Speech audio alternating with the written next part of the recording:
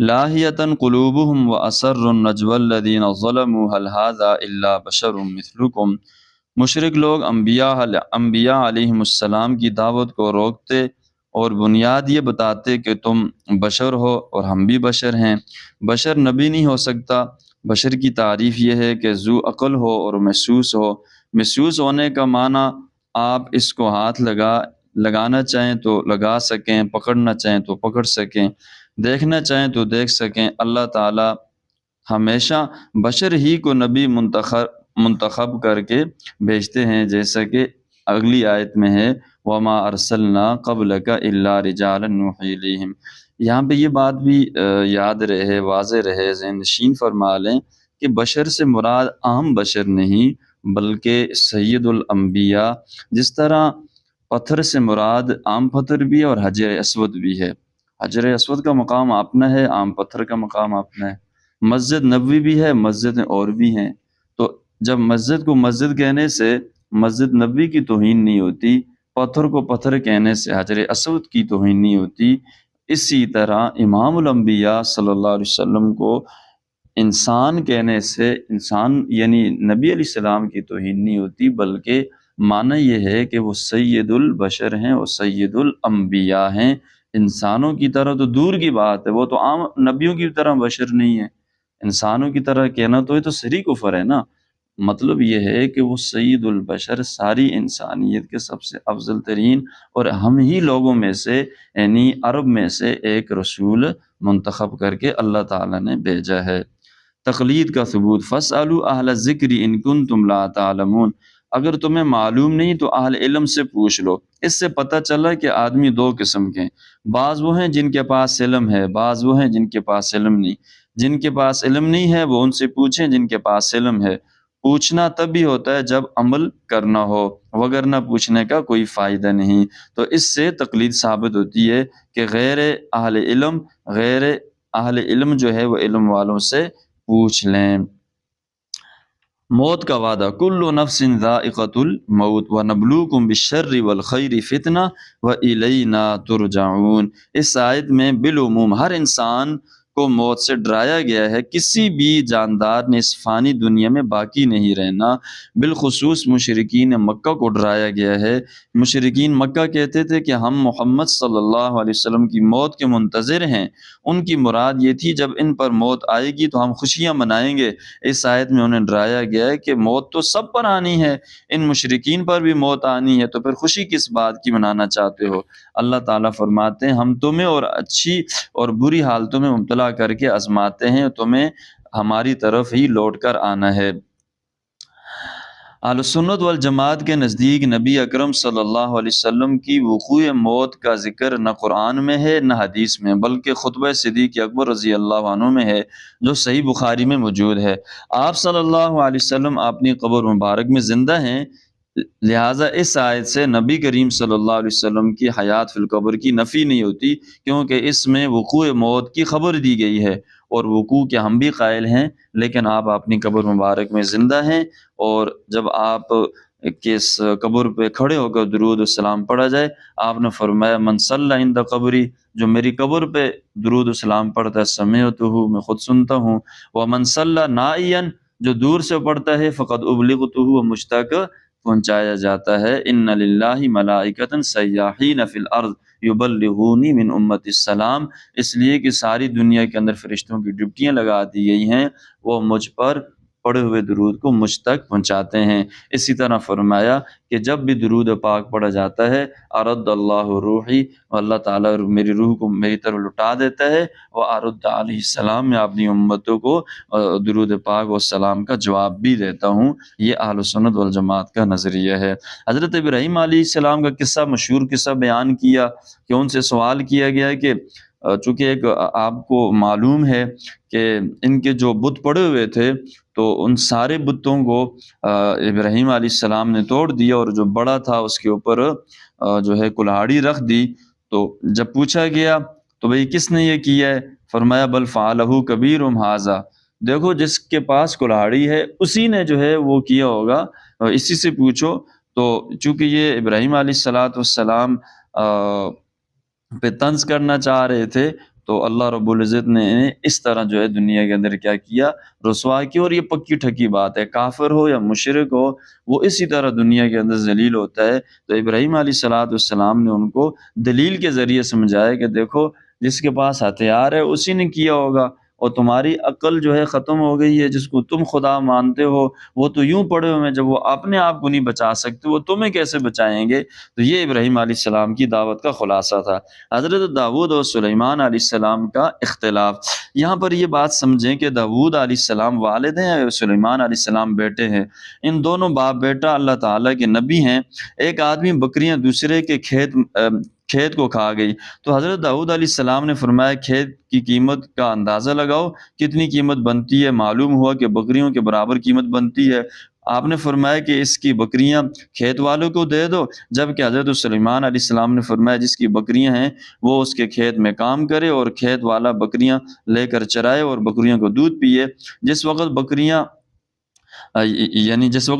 نے جس قدر بکریوں نے کھیت کھایا تھا، جب دوبارہ اتنا ہی ہو جائے تو بکریاں والوں کو دے دو اور کھیت والا سنبھال لے۔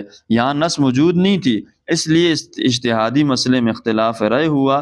اللہ تعالیٰ نے کسی کی بھی تردید نہیں فرمائی، بلکہ حضرت سلیمان علیہ السلام کو اس مسئلے میں بنسبت حضرت داؤد علیہ السلام کے سمجھ زیادہ دی ہے۔ اس سے معلوم ہوا جب غیر منصوص مسائل جو انبیاء علیہ السلام کے درمیان بھی اختلاف ہو سکتا ہے، تو جہاں نص نہ ہو وہاں امتیوں کے اجتہاد میں بھی اختلاف ہو سکتا ہے۔ اب کوئی آدمی کہہ دیتا ہے کہ بھئی ہم امام ابو حنیفہ کی مانیں، ہم امام شافعی کی مانیں، یا ہم امام مالک کی مانیں، تو آپ اس سے اندازہ کریں کہ دو نبیوں میں بھی اختلاف رائے ہوا۔ یہاں تو یہ واقعہ لکھا ہوا ہے، لیکن بعض جگہوں پہ یہ واقعہ بھی لکھا ہوا ہے کہ جب یہ دو بکریاں دو عورتیں ایک جگہ کھیت کاٹنے گئی، ان دونوں کے بچے تھے، انہوں نے بچے نیچے رکھ دیے۔ جب واپسی مڑ کے آئی تو ایک بچہ غائب تھا۔ اب دونوں میں تنازع ہو گیا، ایک کہنے لگی بیٹا میرا ہے، دوسرا کہنے لگی میرا ہے۔ تو داؤد علیہ السلام چونکہ نبی تھے، والد تھے، تو آپ نے اجتہادی، اب مسئلہ موجود نہیں تھا ان کی اس میں، تو اجتہاد کیا، جس طرح امام ابو حنیفہ رحمۃ اللہ علیہ اجتہاد کرتے ہیں، باقی ائمہ اجتہاد کرتے ہیں۔ اجتہاد کر کے یہ بتایا کہ بڑی کا بیٹا ہوگا، چونکہ وہ بڑی ہے، اولاد جلدی ہوئی، تو اس کے حق میں فیصلہ کر دیا۔ جب یہ دونوں عورتیں جا رہی تھی تو سلیمان علیہ السلام رستے میں آ گئے، پوچھا کیا مسئلہ ہوا ہے؟ کہا ابا جان نے بڑی کے حق میں فیصلہ کیا ہے۔ سلیمان علیہ السلام نے کہا چلو واپسی گئے، بٹھایا، چھری منگوا کے بچے کی گردن پر رکھی تو چھوٹی عورت چیخ پڑی۔ سلیمان علیہ السلام سمجھ گئے بچہ بڑی کا نہیں ہے، بچہ چھوٹی کا ہے۔ کیوں؟ ماں نہیں برداشت کرتی کہ اس کے سامنے اس کے بیٹے کے سر پہ جو ہے گلے پہ چھری رکھی جائے۔ تو اللہ رب العزت نے تائید سلیمان علیہ السلام کی ففہمناہا سلیمان، ہم نے سمجھ سلیمان علیہ السلام کو عطا کی ہے۔ ان کا جو ہے داؤد علیہ السلام کا جو یعنی دلیل سے اجتہاد تھا وہ بھی درست تھا، اور سلیمان علیہ السلام کا بھی درست تھا۔ تو اس لیے یہ گمراہی کا راستہ ہے کہ کوئی اماموں کو چھوڑ کر کسی اور طرف نکل جائے۔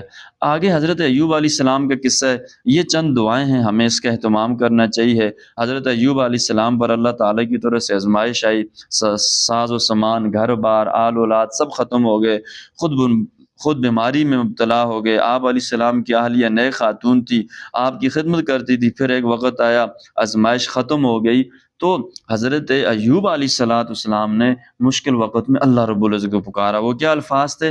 ربی انی مسنی الضر وانت ارحم الراحمین، اے اللہ مجھے تکلیف پہنچی ہے، اس کو دور کرنے والے بھی آپ ہیں۔ یونس علیہ السلام مچھلی کے پیٹ میں گئے تو مشکل وقت میں کس کو پکارا؟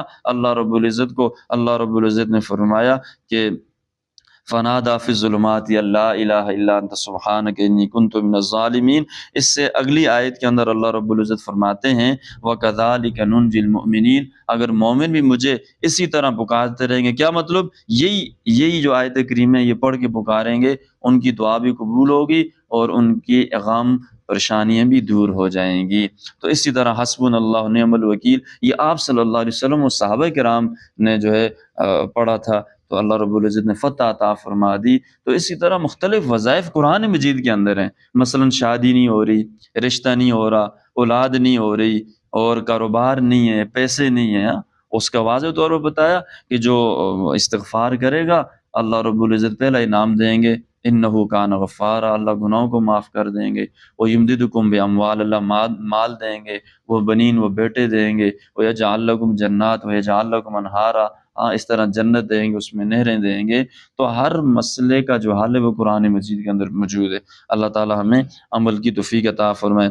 آخر میں سارے انبیاء کے بعد فرمایا کہ وما ارسلناک الا رحمۃ للعالمین۔ اس آیت میں نبی مکرم صلی اللہ علیہ وسلم کا تمام عالم کے لیے رحمت ہونا بتایا گیا ہے، عالم انسان ہو، عالم جن، عالم جمادات، الغرض تمام عالم اس میں داخل ہیں، صلی اللہ علیہ وآلہ وسلم۔ آگے سورہ حج کا ذکر ہے۔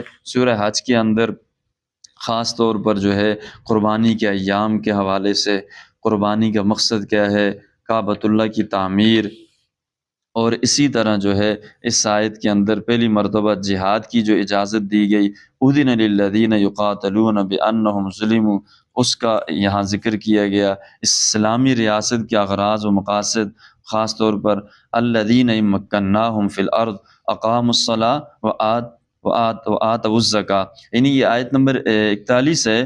گزشتہ آیت میں صحابہ کرام رضی اللہ عنہم کو جہاد قتال کی اجازت دی گئی تھی، جس کے نتیجے میں فتح ہو گئی، تو اللہ تعالیٰ نے انہیں اقتدار بخشا، تو یہاں سے نظام حکومت مراد کی یعنی بنیادی کام بتائے جا رہے ہیں، نماز کی پابندی کرنا، نظام زکوٰۃ قائم کرنا، نیکی کے کاموں کو حکم دینا اور گناہوں سے روکنا، تسلی خاتم الانبیاء صلی اللہ علیہ وسلم، یعنی آپ صلی اللہ علیہ وسلم کو جھٹلایا جا رہا ہے اور ان کی رسالت میں شکوک و شبہات پیدا کیے جا رہے ہیں، تو آپ کو بتایا گیا کہ یہ شیطان اور کفار ہیں جو آپ کے ساتھ اس طرح معاملہ کر رہے ہیں، آپ کو پریشان ہونے کی ضرورت نہیں ہے۔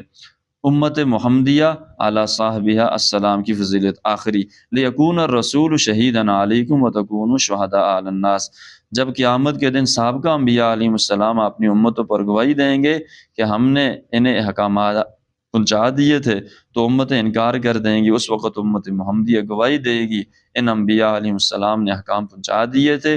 اسی طرح امت محمدی کی فضیلت ظاہر ہو گئی۔ تو خاص طور پر جو ہے آپ صلی اللہ علیہ وسلم تو ہی امام الانبیاء صلی اللہ علیہ وسلم، لیکن ساری امتوں پر جنت اس وقت تک حرام ہے جب تک امت محمدیہ داخل نہ ہو جائے۔ یہ سب آپ صلی اللہ علیہ وسلم کے طفیل اور آپ ہی کے جو ہے محنتوں کا، کاوشوں کا سرمایہ ہے کہ اللہ تعالیٰ نے آپ کی امت کو آخری امت بنایا اور آپ کی امتوں کو ساری امتوں پر فضیلت بھی دی، اور یہاں تک کہ آخر میں قیامت کے دن ساری امتوں کے لیے گواہ بھی بنا